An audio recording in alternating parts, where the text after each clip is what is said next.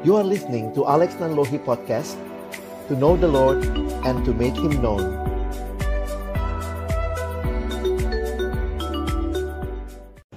Bapa di dalam surga, kami datang dalam ucapan syukur di hari perhentian yang Kau berikan kepada kami. Terima kasih karena Tuhan berkenan mengumpulkan kami. Tuhan juga berkenan boleh menerima segala pujian, hormat dan sembah kami. Tiba waktunya untuk kami membuka firman-Mu ya Tuhan. Kami mohon kiranya ketika kami membuka firman-Mu, bukalah juga hati kami.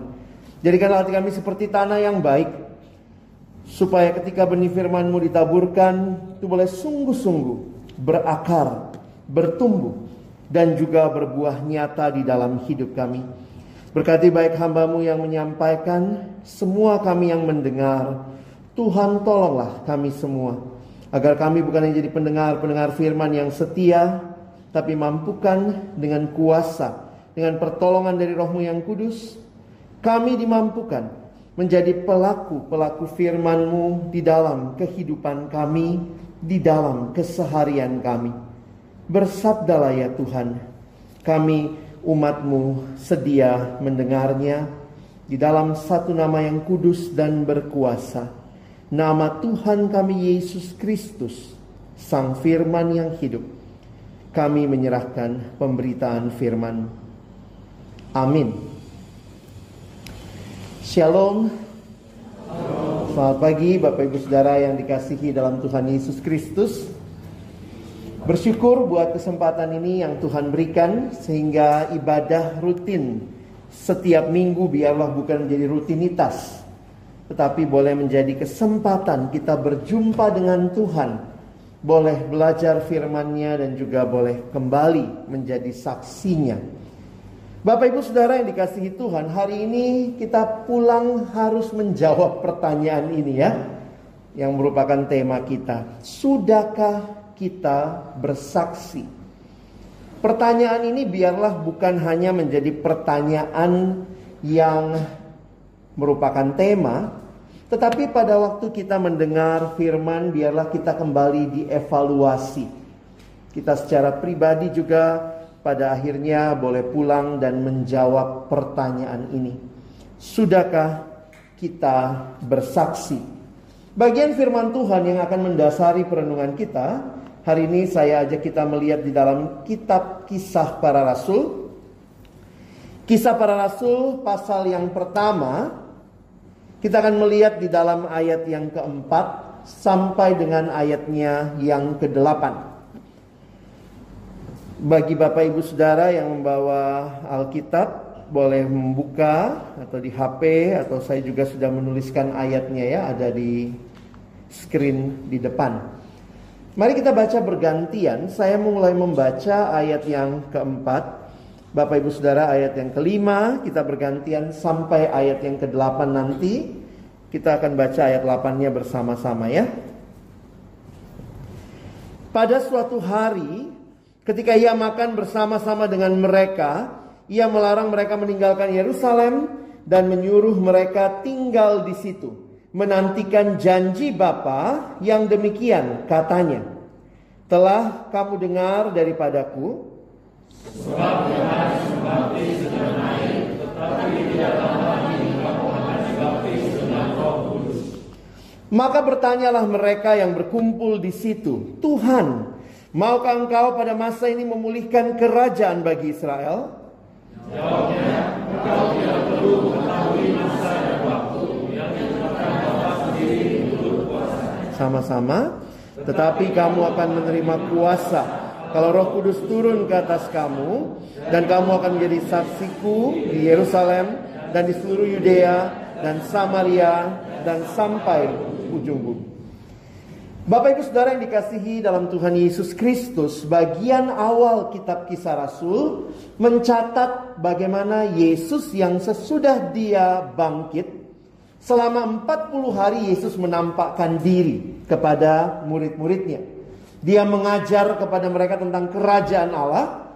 Dan sesudah itu, kalau kita lihat dalam kisahnya di ayat yang berikutnya dari bacaan kita, Yesus terangkat ke sorga. Nah, jadi yang menarik untuk kita perhatikan, Bagian yang kita akan bahas pagi ini adalah percakapan yang terjadi sebelum Yesus naik ke surga, sesudah dia bangkit. Kalau Bapak Ibu Saudara memperhatikan bahwa fokus yang dimengerti oleh murid-murid waktu itu, karena itu perhatikan pertanyaan mereka. Tuhan, maukah Engkau pada masa ini memulihkan kerajaan bagi Israel? Bayangan mereka adalah Yesus akan datang, dan ketika dia sudah bangkit dan menang, maka kapan kami sebagai umat Israel, bangsa Israel ini lepas dari penjajahan?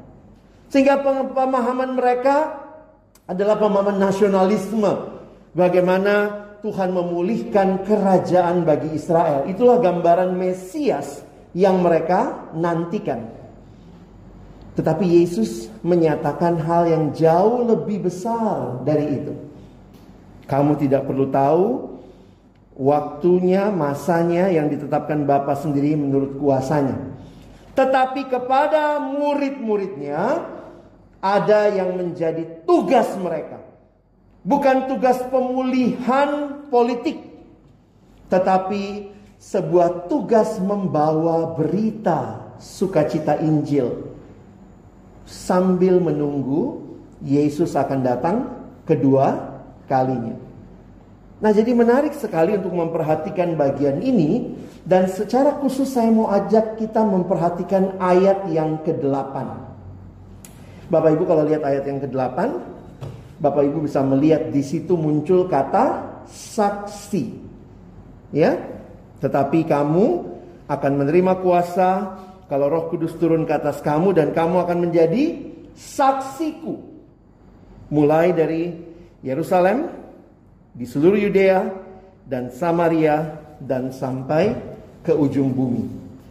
Saudara, kata saksi itu menjadi kata yang penting. Saya pikir juga karena itu melekat kepada kita sebagai murid Kristus. Sebagai murid Kristus kita diminta untuk menjadi saksi. Kamu akan menjadi saksiku. Nah, di dalam kata asli bahasa Yunani, kata saksi di sini di ayat yang ke-8 itu dipakai kata martureo, ya. Dari kata inilah kita dapat istilah martir.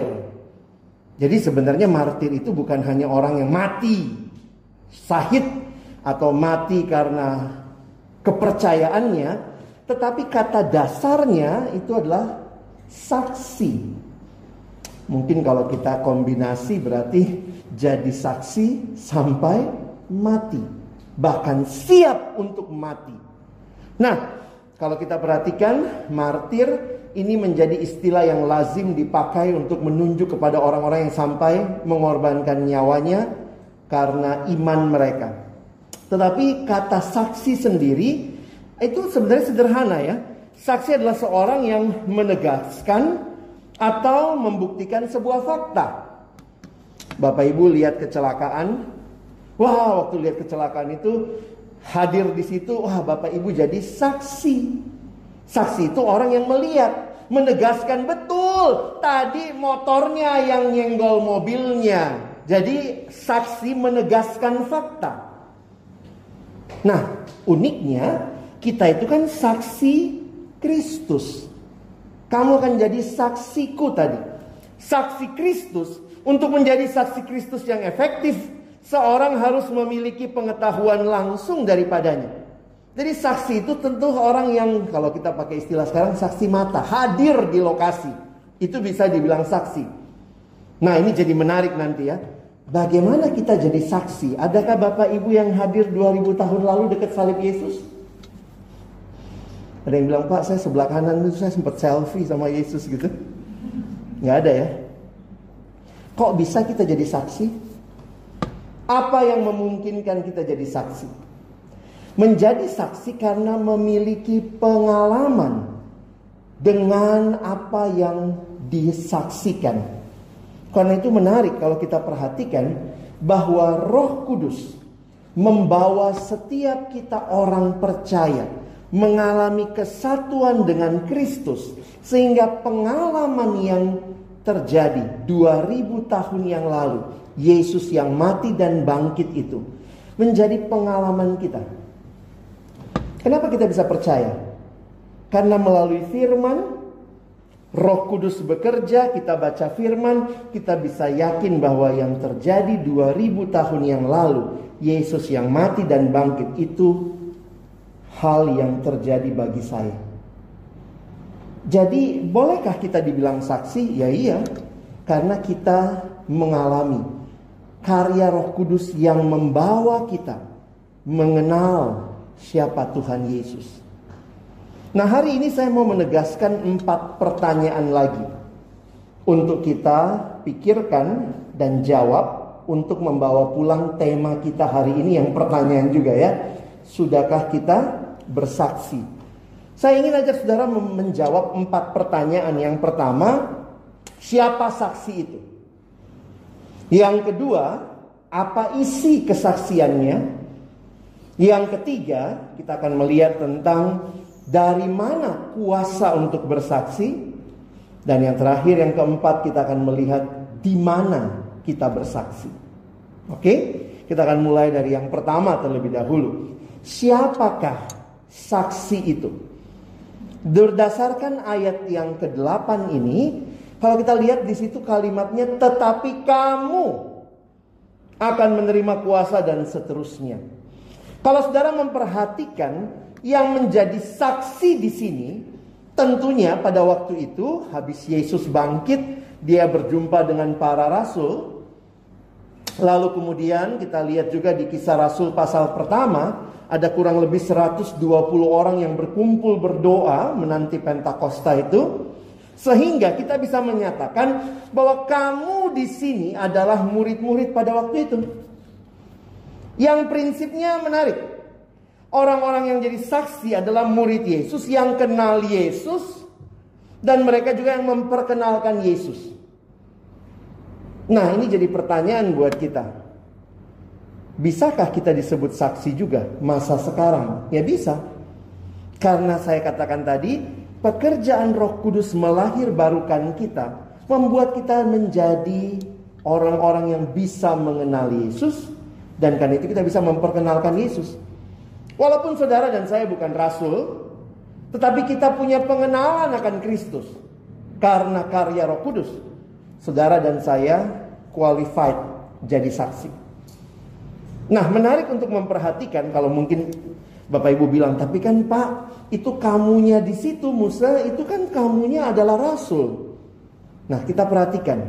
Di dalam Kisah Rasul pasal 8, kita lihat sama-sama ayat 1. Pada waktu itu, mulailah penganiayaan yang besar, yang hebat terhadap jemaat di Yerusalem. Mereka semua kecuali rasul-rasul tersebar ke seluruh daerah Yudea dan Samaria. Kalau saudara perhatikan, rasul-rasul tetap di Yerusalem.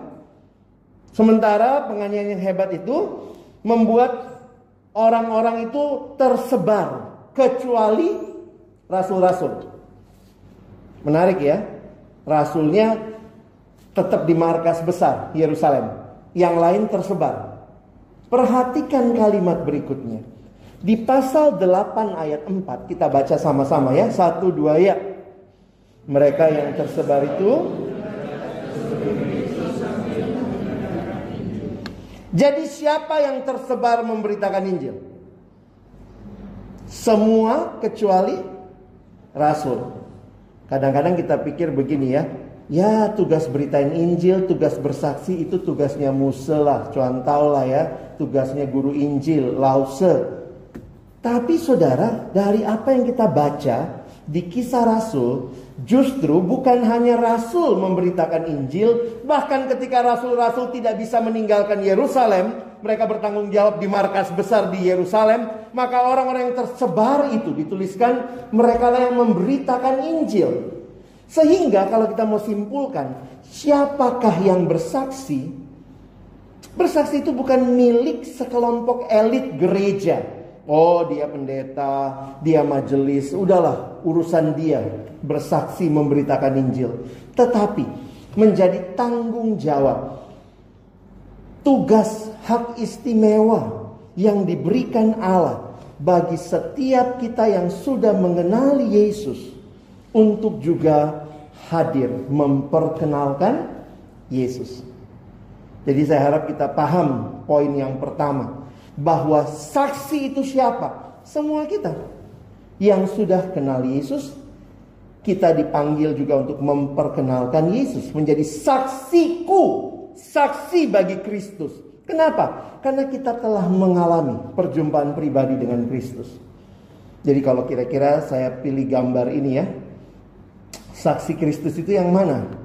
Bukan orang-orang yang pakai baju pendeta ya saja, bukan kami saja, bukan hamba Tuhan saja, tapi semua kita dalam segenap profesi, kehadiran kita. Tinggal tambah ya foto saudara di sampingnya ya. Kok saya nggak ada Pak ya, ibu rumah tangga, oh saya nggak ada nih, saya pensiunan gitu ya, saya tinggal tambah aja. Tapi kira-kira kalau lihat saksi Kristus, kira-kira gambarnya ini. Jangan dibuat gambarnya yang pakai toga, pakai kolar begini ya. Bukan hanya kami, semua kita yang sudah mengenal Yesus, kita dipanggil memperkenalkan Yesus jadi saksi. Ini yang pertama. Nah yang kedua, nah ini saya mungkin lebih lama di sini ya. Apa isi kesaksiannya? Saudara, kalau kita bersaksi, emang ada peristiwa apa? Maka kalau kita tahu saya dipanggil jadi saksi, katanya saya juga saksi Kristus. Apa yang saudara dan saya saksikan? Tentunya yang paling utama adalah Yesus. Kan kita dipanggil jadi saksiku. Lihat ya kalimatnya. Kata yang dipakai saksiku. Nah, pertanyaan sederhananya begini. Apa yang mau kita saksikan tentang Yesus? Bagaimana Yesus yang kita saksikan itu? Menarik sekali dalam Alkitab, kita bisa belajar bahwa hidup Yesus itu sebuah hidup yang utuh ya. Mulai dari dia lahir, sampai mati, bangkit, naik ke surga, dan janji akan datang kedua kali. Tetapi menarik sekali kalau memperhatikan bahwa ada dua peristiwa utama yang sangat membedakan Yesus dari semua yang lain. Dua peristiwa Injil ya. Saya mengutip apa yang dijelaskan pendeta John Stott. Ada dua peristiwa Injil yang menjadi berita kesaksian kita. Kalau Bapak Ibu nanti ada waktu di rumah, coba cari ya. Di kitab Kisah Rasul, pasal 1, pasal 2, pasal 3. Terus nanti ya sampai kira-kira pasal 6 atau 7. Perhatikan kata saksi.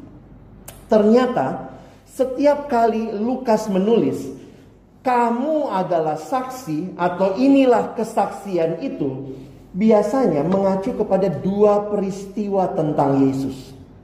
Nah mungkin kita jadi tanya, emang ada dua peristiwa apa tentang Yesus? Karena bagi saya ini sangat membedakan. Nanti cek ya. Saya waktu perhatikan misalnya di pasal 3, pasal 2. Kamu adalah saksi. Apa yang disaksikan itu ada beritanya di atasnya ya. Nah salah satunya ini. Kita lihat Kisah Rasul 2 ayat 23 dan 24. Kita baca dua ayat ini sama-sama ya. 1, 2, ya. Dia yang diserahkan Allah.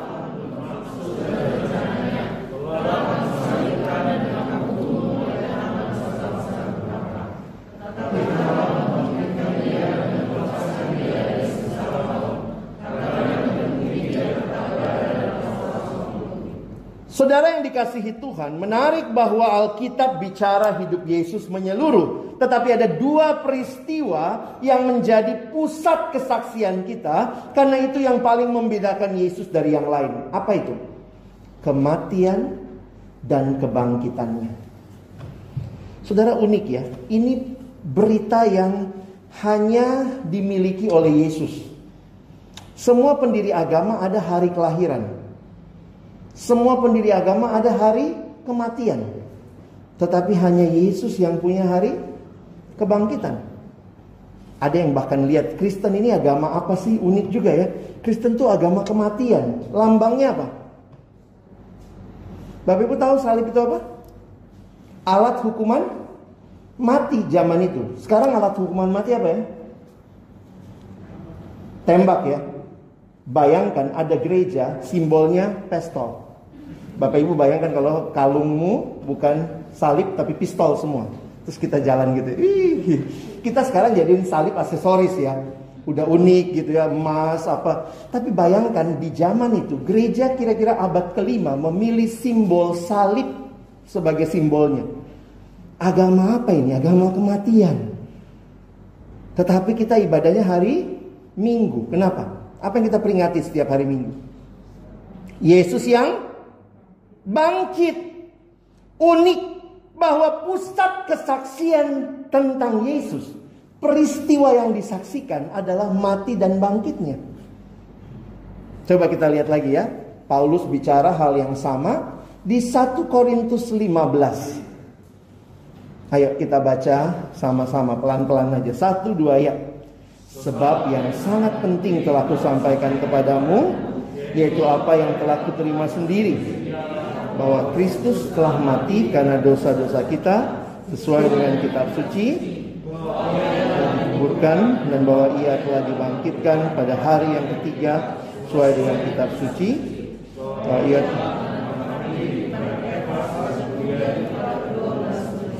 Perhatikan baik-baik. Fokusnya bukan kepada kelahiran Yesus. Fokusnya bukan kepada pengajaran Yesus. Bahkan juga fokus yang disaksikan bukan mujizatnya Yesus ya. Tetapi yang disaksikan apa? Yang sangat penting itu apa? Yesus yang mati dan Yesus yang bangkit. Saya mengajar mata kuliah tentang penginjilan Bapak Ibu ya. Dan saya pelajari hampir semua metode penginjilan. Memang berita utamanya kalau kita penginjilan adalah Yesus yang mati dan bangkit. Jarang tuh kalau kita penginjilan kita ceritain bahwa oh Yesus bikin mujizat ini loh, begitu ya. Kalau saudara belajar metode penginjilan kayak EE misalnya, maka berita utamanya adalah Kristus yang mati, Kristus yang bangkit. Kalau Paulus diminta, tolong Rasul Paulus dalam 2 menit jelaskan apa inti Injil. Kira-kira Paulus jawab ini ya. Anggaplah ada wawancara sama Paulus waktu itu ya. Apa itu Paulus? Dia bilang yang sangat penting telah kusampaikan, yaitu Kristus yang mati dan Kristus yang bangkit. Bagaimana tahu dia mati? Dia dikuburkan. Kenapa saudara ya? Yesus gak pernah bangkit kalau gak pernah sungguh-sungguh mati kan? Yesus pingsan atau mati? Kalau Yesus cuma pingsan, maka Paskah itu bukan kebangkitan, siumannya Yesus.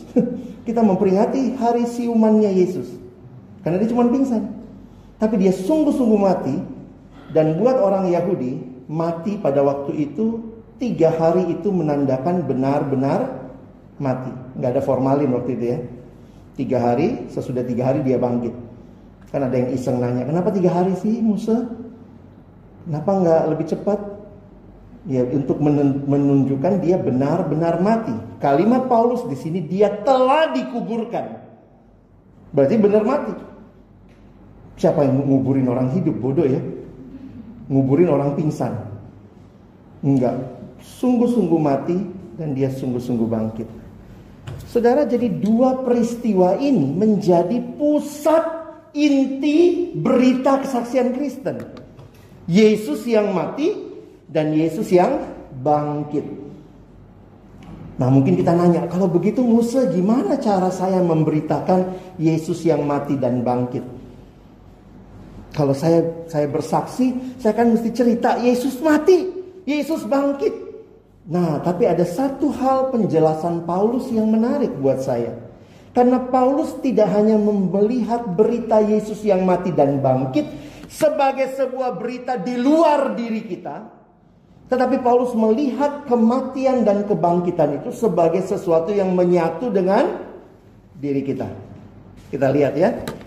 Ayatnya ada di Roma 6 ayat 9 dan 10. Saya coba jelaskan buat kita. Perhatikan kalimatnya. Karena kita tahu bahwa Kristus sesudah ia bangkit dari antara orang mati tidak mati lagi. Maut tidak berkuasa lagi atas dia. Nah sekarang lihat pengalaman Yesus. Sebab kematiannya adalah kematian terhadap dosa. Satu kali dan untuk selama-lamanya. Sesudah mati Yesus ngapain saudara? Bangkit. Kalau dia bangkit berarti dia hidup. Dan kehidupannya, karena dia bangkit, adalah kehidupan bagi Allah. Mati terhadap dosa, bangkit hidup bagi Allah. Itu pengalaman Yesus. Lalu kita terima Yesus kan? Oh, saya terima Yesus yang mati dan bangkit. Lihat kalimat Paulus persis di bawahnya. Ayat berapa di bawahnya berarti? 9-10, bawahnya ayat 11. Demikianlah hendaknya kamu memandangnya, bahwa kamu telah mati bagi dosa, tetapi kamu bangkit juga loh, hidup bagi Allah dalam Kristus Yesus. Saudara bisa lihat, yang mati Yesus terhadap dosa, bangkit hidup bagi Allah. Tapi karena saya percaya pada Yesus, maka saya pun mati bagi dosa, dan saya bangkit hidup bagi Allah. Jadi saya mau tanya sekarang, isi kesaksian itu ada di Yesusnya saja atau ada di kitanya? Dua-duanya ya. Makanya kesaksian kita, hidup yang sudah baru dalam Kristus, hidup yang punya nilai yang baru, tidak lagi menikmati dosa, tapi hidup bagi Allah, itu kesaksian yang luar biasa. Bagaimana orang bilang, mana Yesus? Kau bilang Yesus mati dan bangkit, mana buktinya? Ada satu pujian menarik ya. Ku melayani Tuhan yang bangkit bagiku. Ku tahu dia sungguh hidup, meski yang lain ragu. Ku rasakan rahmatnya, ku dengar firmannya, dalam setiap saat dia selalu dekat. Lalu refrennya ya, hidup, hidup, Yesus Kristus hidup. Dia sertaku, dia pimpinku sepanjang jalanku. Hidup, hidupku diselamatkannya. Nah, lalu ada pertanyaan di lagu ini ya.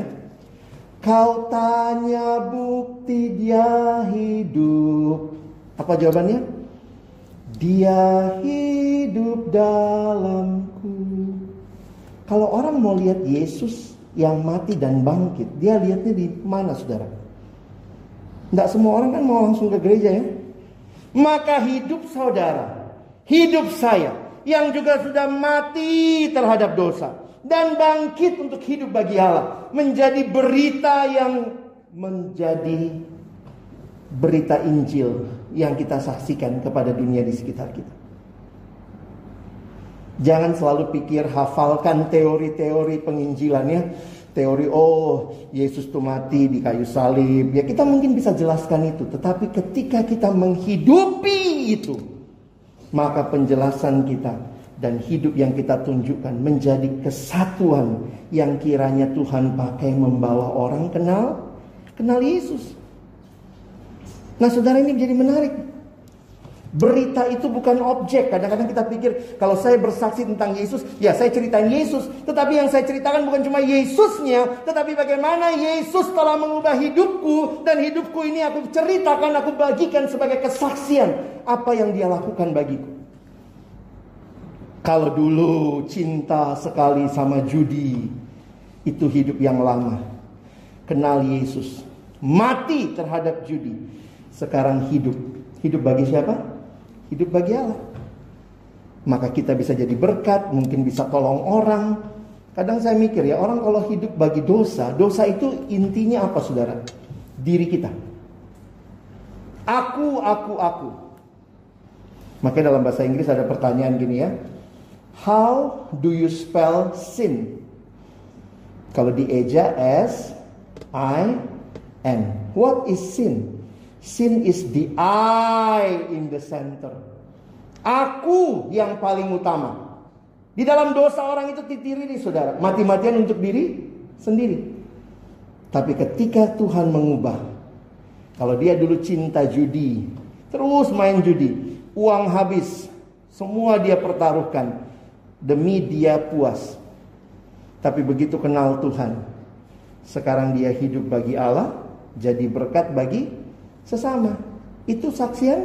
Yes. Jangan cuma cerita tentang Yesusnya yang mati dan bangkit, tapi ceritakan hidupmu yang mengalami Yesus yang mati dan bangkit mengubahkan saudara.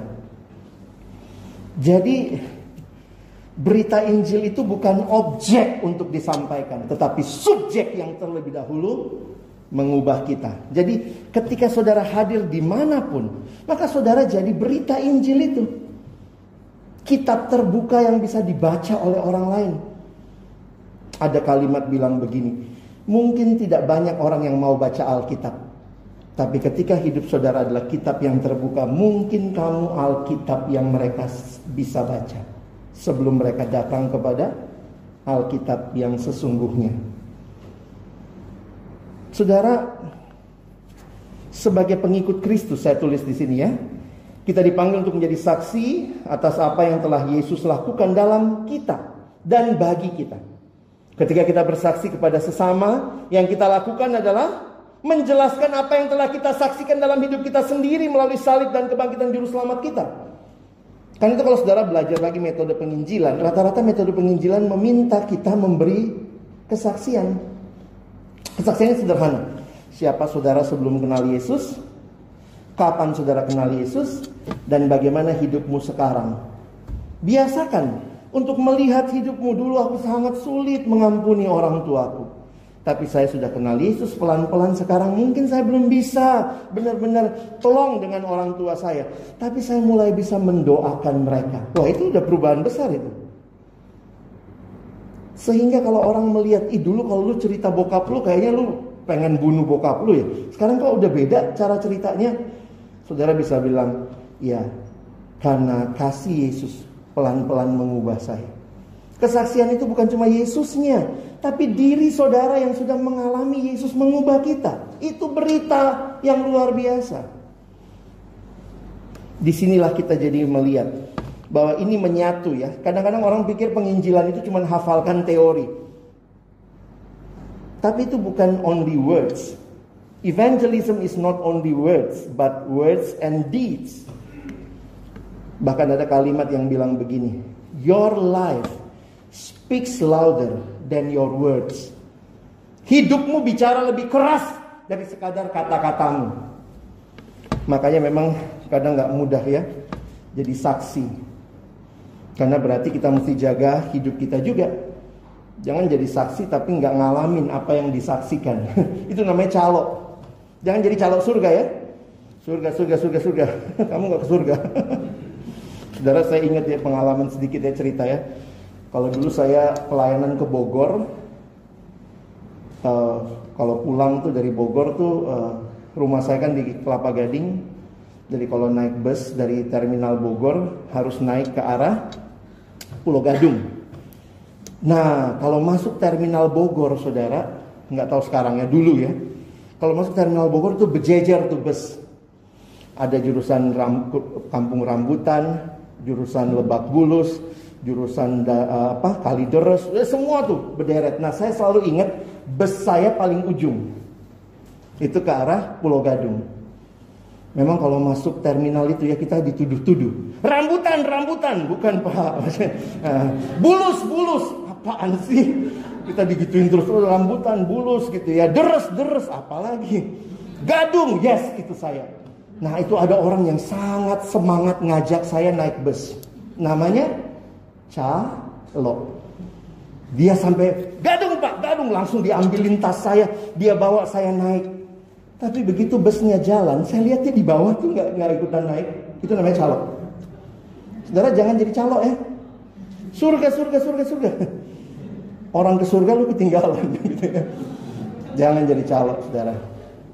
Kalau saudara kenal Yesus, biarlah saudara bukan hanya berkata-kata tentang dia, tapi hidupmu menyatakan memang sungguh dia bangkit, dia hidup. You ask me how I know he live.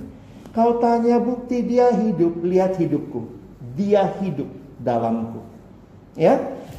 Oke, ini yang kedua. Yang ketiga, Dari mana kuasa untuk bersaksi? Nggak usah dijelaskan saudara ya, udah jelas ayatnya. Kalau Roh Kudus turun. Ini jadi pertanyaan, Roh Kudus itu memberi kuasa untuk apa? Untuk bersaksi. Dan ini seringkali sekarang tidak banyak dibahas. Gara-gara apa? Gereja lebih fokus kepada karunia Roh Kudus. Bisa bahasa roh lah, bisa tertawa dalam roh lah, bisa apa dalam roh, ini itu. Aduh, kadang-kadang pusing saudara ya. Tapi sebenarnya kuasa yang Roh Kudus berikan untuk apa? Untuk jadi saksi. Jadi saudara, hadirnya Roh Kudus di sebuah jemaat tidak diukur dari apakah ada bahasa roh atau tidak. Mungkin saudara bilang, gereja saya nggak ada bahasa rohnya pak. Berarti nggak ada Roh Kudus dong. Pertanyaan utama, apa sih ciri gereja yang dipenuhi Roh Kudus? Saya kutip penjelasan pendeta John Stott ya. Dalam satu bukunya, waktu dia membahas Kisah Rasul 2, ini jemaat mula-mula. Kisah Rasul 2 ayat 41 sampai 47. Kira-kira apa ciri gereja yang dipenuhi Roh Kudus? Menarik ya, dia nggak bilang soal karunia roh. Bukan berarti karunia roh nggak ada. Saya tidak menolak karunia roh. Tetapi ada hal yang lebih mendasar daripada karunia roh. Apa itu? 4 hal. Pertama, gereja itu adalah gereja yang belajar. Makanya kalau kita lihat di Kisah Rasul 2 itu dikatakan mereka bertekun dalam pengajaran rasul-rasul. Jadi orang yang dipenuhi Roh Kudus mau belajar kebenaran. Kalau dia saya nggak suka lah belajar doktrin, nggak suka belajar kebenaran, yang penting happy, lompat-lompat bagi Kristus. Itu penuh Roh Kudus apa roh kuda? Kok liar amat kamu? Apa bukti dipenuhi Roh Kudus? Rindu belajar firman, rindu bertumbuh dalam Tuhan, senang memahami kekristenan, doktrin yang benar. Bukti yang lain, gereja itu mengasihi. Makanya kalau kalian perhatikan, Bapak Ibu lihat di dalam ayat itu dikatakan selalu ada yang menjual harta miliknya untuk membagikan kepada yang punya kebutuhan. Jadi kasih yang melimpah itu bukti kehadiran Roh Kudus. Makanya kalau ada orang bilang dia dipenuhi Roh Kudus tapi jadi sombong, saya jadi bingung gitu ya. Nah, saya pernah ngalamin ada teman yang begitu. Karena dia di gereja yang berbahasa roh, dia tanya, "Alex, kamu bisa bahasa apa?" Bahasa Indonesia. Mesti bahasa roh loh. Dia bilang gini sama saya, "Nanti di surga kita pakai bahasa roh. Kamu mau pakai bahasa apa?" Ke gereja gua aja ada les kursus bahasa roh. Bahasa roh dikursusin. Bagi saya, kalau kamu dipenuhi Roh Kudus, kamu mengasihi, bukan jadi sombong, bukan jadi menghakimi orang lain. Gereja yang dipenuhi Roh Kudus adalah gereja yang menyembah dalam roh dan kebenaran. Kita lihat di gereja mula-mula mereka berdoa, mereka juga kemudian membaca firman Tuhan, mereka memecahkan roti, itu kan perjamuan kudus ya.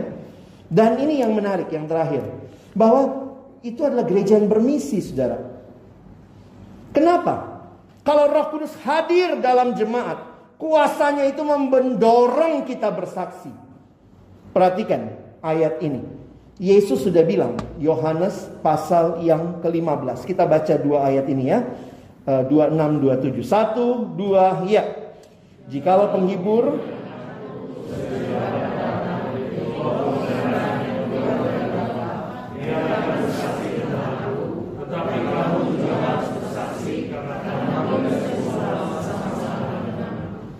ia akan bersaksi tentang aku. Roh Kudus adalah roh yang mendorong kita bersaksi. Karena dia sendiri adalah pribadi yang bersaksi. Ia akan bersaksi, tapi kamu juga. Yesus bilang gitu ya. Nah, karena itulah Yesus bilang, tunggu. Kalau Roh Kudus turun, kamu akan diberikan kuasa untuk bersaksi.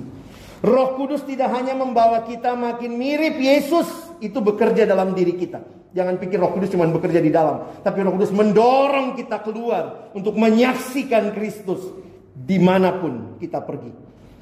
Dalam bahasa Inggris kalimatnya dikatakan, the Holy Spirit did not just internalize Jesus, but universalize Jesus. Bukan hanya bekerja di dalam, tapi keluar memperkenalkan Yesus. Ini kalimat seorang bishop namanya William Temple.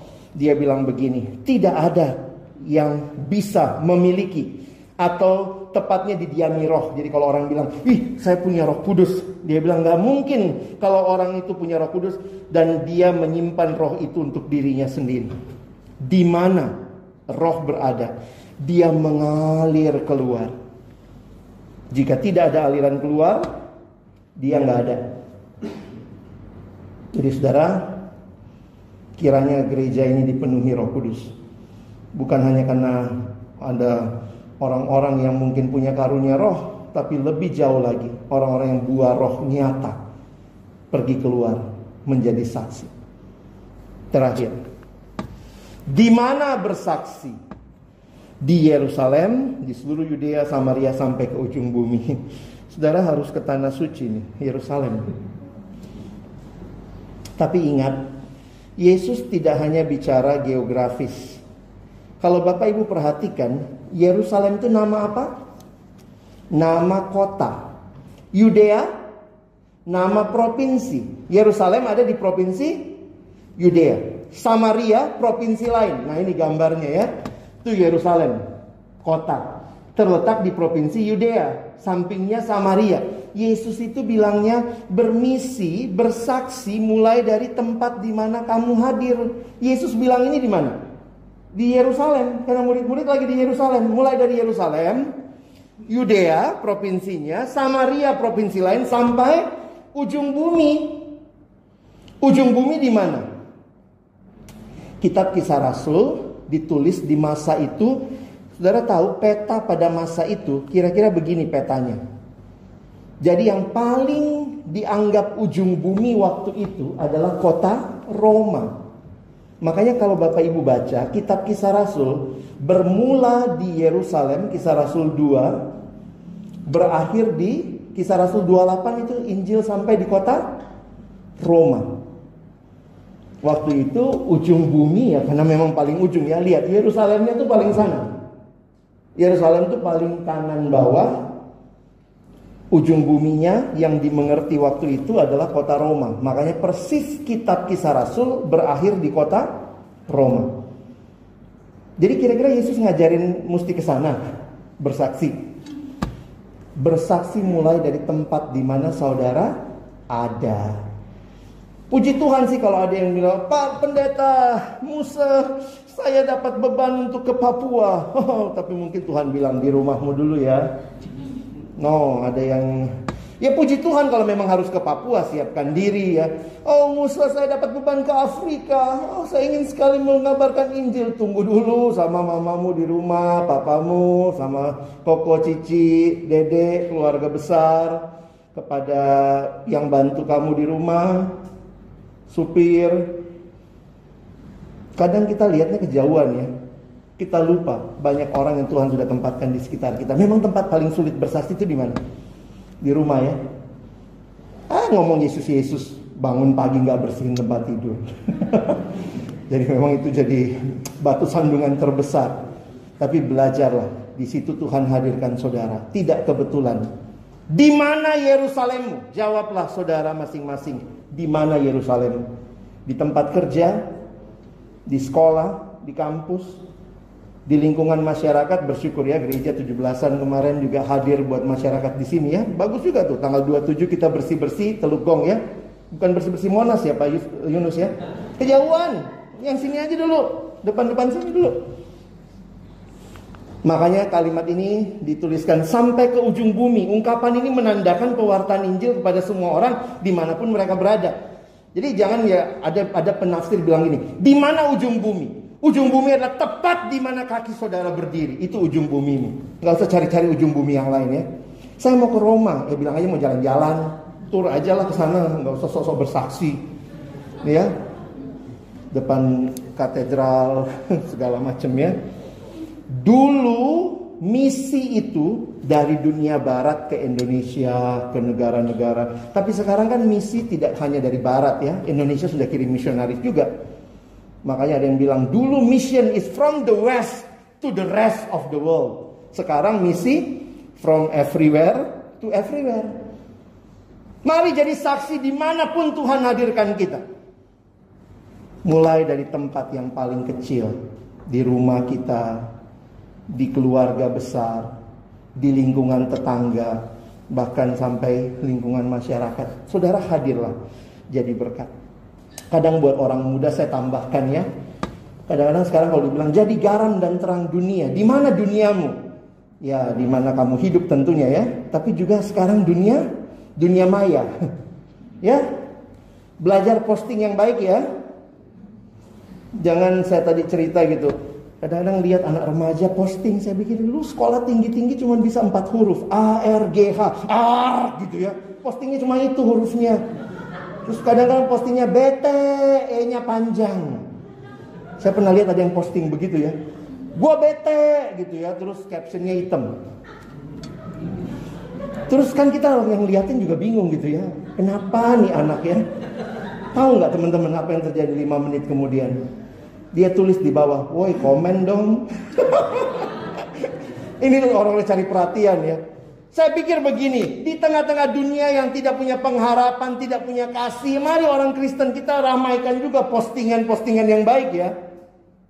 Gereja kan bagus tuh, IG-nya ada ya, mungkin repost juga gitu ya, taruh di status kita, sehingga orang bisa mendengar, melihat, tahu tentang Yesus melalui dunia maya yang kita, jangan cuman ya boleh juga sih kan kita posting kita makan di mana, foto di mana, tapi kadang-kadang saya pikir kalau cuman untuk itu, ngapain kita punya banyak media sosial ya?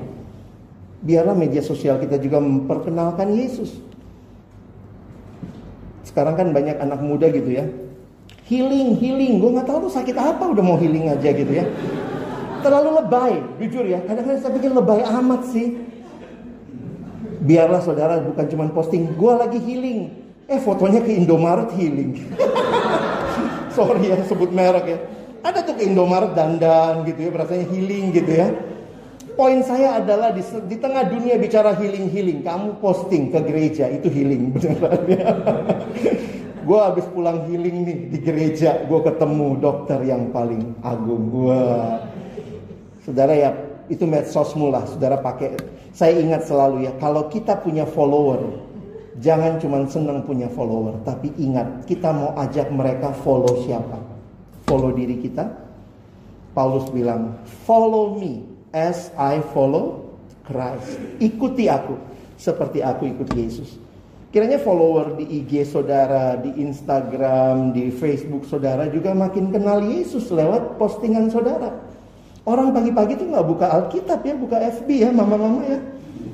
Maka bagus juga, saya bersyukur mama saya ikut grup-grup gitu ya, ibu-ibu ya, lanjut usia. Pagi-pagi tuh banyak kirim ayat, mungkin udah mau deket surga ya. Nggak tahu tuh ya. Kalau di grup anak muda pagi-pagi ayo kirim apa pagi-pagi? Nggak tahu dah, kata-kata motivasi kali ya. Tapi yang di grup mama-mama tuh ayat gitu ya. Terus kadang mama saya forward ke grup keluarga gitu. Saya pikir ya saling memberkati saudara ya. Jangan pikir karena udah deket bau tanah gitu ya, mulai cari Tuhan sejak muda ya. Sehingga saudara jadi saksi. Kalau saudara masih studi di pelajaranmu jadi saksi. Kalau saudara juga pergaulan jadi saksi juga. Kadang-kadang saya pikir Tuhan mau kita keluar ya.